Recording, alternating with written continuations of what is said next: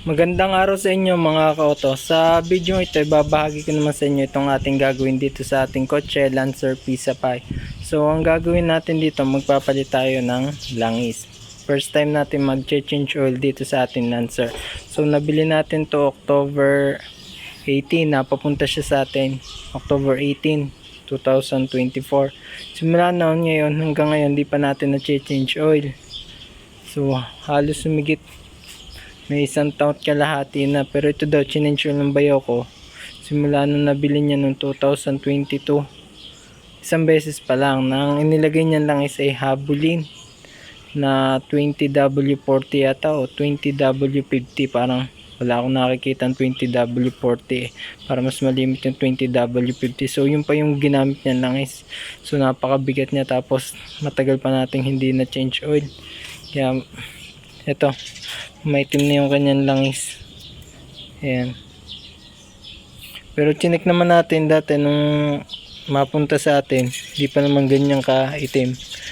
Kaya hinayaan muna natin na hindi i-change oil. So ngayon mag-change oil na tayo. Ito naman yung ating ilalagay. So Delo Gold. Kasi may nag-suggest sa atin na Delo Gold yung ating lagay kaysa dun sa habulin na 20W40-50. Ito 15W40. So mas malabnaw to ng konti. Tsaka yung chemicals nito, sabi nung iba nga, kasi pan diesel to, medyo matapang, kaya yung ating makina malilinis niya yung mga deposit na oil sludge. Kasi nung ating pinatune up, nakita natin na yung rocker arm niya sa side niya madumi. Ito ngayon naman, kaya ito yung nakuha natin din kasi bumili tayo ng ating shock mounting. Kasi pag nadadaan tayo sa lubak, parang walang pakiramdam na shock, nalagutok din, mas malala dun sa kaliwa. Kaya yun binilhan ko muna. Ngayon nung baklasin ko to, nakita ko na hindi naman pala ganun kalala itong shock mounting. Kahit may tama ng ganyan, hindi naman pala ganun kalala. Nasa gitna pa naman eh. Mas nakita ko yung shock, yung pala yung problema. Kaya pagka nalulubak ko, parang wala kang pakaramdam ng parang walang shock. Ito yan video. Pagka itinulak natin yan, dapat tataas siya. Kaso wala nang pagtaas. O yun o. So yun, sirang-sira na yung shock. Kaya ang ginawa ko muna, kasi short budget tayo, kailangan natin i-change oil. Eh hindi ko kayang paltang agad ng shock mounting at saka ng shock kasi mahal din. Kaya ang ginawa ko, binalik muna yung shock mounting. Papalitan ko na lang muna ng shock kasi mas kailangan yon. Eh ngayon, wala makitang shock na maayos doon na mura. Mas mahal din. So yung binili natin ito, hindi, kinuha ko na muna ng langis para ma-change oil natin. At yun yung atin nakuha, yung Delo Gold. So ito, tara simulan na natin.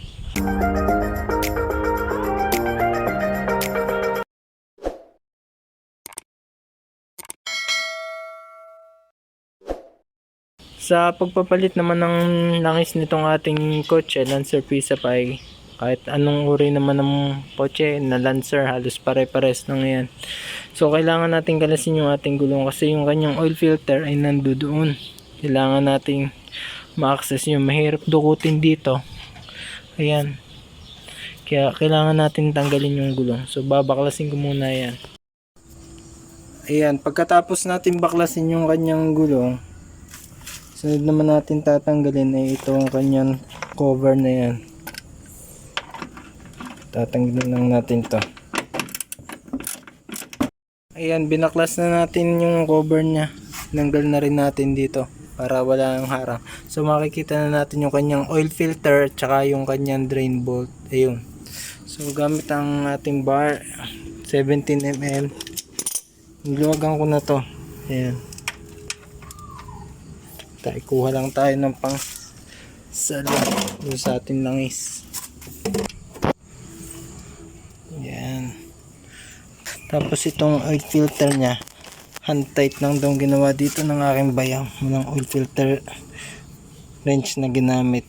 So babaklasin ko lang din. Hand tight nga lang ginawa ng aking bayaw. Kayang kaya ng kamay. Yan. Saluhin din natin kasi may tatagas din langis. Ito muna magkayat. Ayan.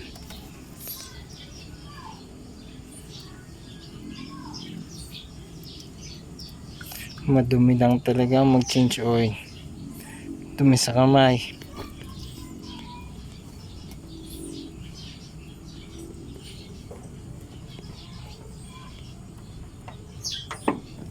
Yun. Itim na nga ng langis. So binalik natin yung kanyang drain bolt. Bumili tayo ng gasolina. Berde to, yan. So lalagyan natin yung loob niya para mahugasan. Kuha lang ako imbudo. Ganito yung ginagawa ko eh. Ako nag-change oil. Yan ang pinaka engine wash ko. Ito yung ating inihugas. Ayan, lalabas dyan. Sasalain din natin. Yan, ganyan siya kadumi. Malaking bagay yung pagkakalagay natin ng gas. So lalagyan ko pa ng isa. Tapos sasahudin ulit natin. Nilagay ko na lang yung isa pang litro ng gasolina natin. 2 litro nga pala yung binili. Pang flush, ito yung second flush natin. Tapos ikinik ko lang ng konti para mabasahin lahat. Yan. So madumi pa rin yung loob niya. Sayang. Dapat nakabili pa ng isa pang litro para mas malinis yung loob niya.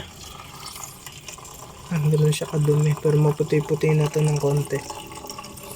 So yan, hahayaan lang natin matuyo yung laman niya sa loob. Mamaya natin sasalinan. Ito mga ka-auto, wala na siyang tulo, wala nang patak. Ayan, ito na may gasolina na lang. Ating inihugas kanina, wala na napatak. So ikakabit na natin yung oil filter niya. So meron pa tayo ditong 6 liters na Delo Gold na pinaglagyan. May tira siyang mga 1 liter, mababa ng konti. Ito yung pinagtirahan natin dun sa ating light ace. Sinensure natin din. So 4 na litro yung nagamit niya. So lalagyan natin ng langis. Yung oil filter.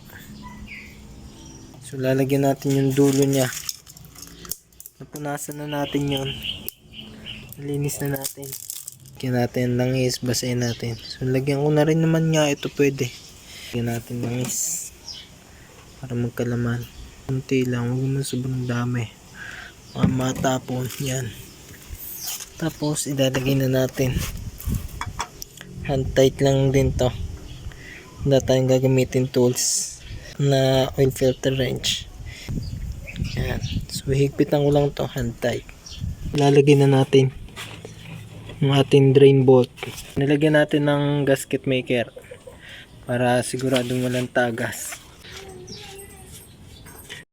Sasalinan na natin ng langis. Naigpitan ko na yun sa drain bolt nya. So 2 litro lang din muna yung aking lalagay kasi yun yung ating tinanggal. Kung kulang, magbanto na lang tayo. Mas madali kasing magdagdag kaysa magbawas. Delo Gold, masusubukan natin. Madami nagsabi galing daw to, Delo Gold. Subok nila. Budget friendly lang na lang si Delo Gold. Gusto ko sana dito yung synthetic na zinc Susunod na lang. Pero pagka ito na gustuhan ko to, tapos matipid na rin siya, yung fuel consumption niya, kahit ito na lang. Ito yung pang 2 litro.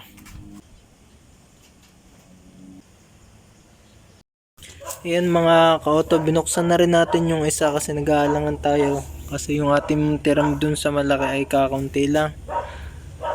Wala pa rin 1 litro. Hindi sakto. So dinagdagan natin ng 200 ml. Ganyan yung hitsura niya sa loob. Ayan.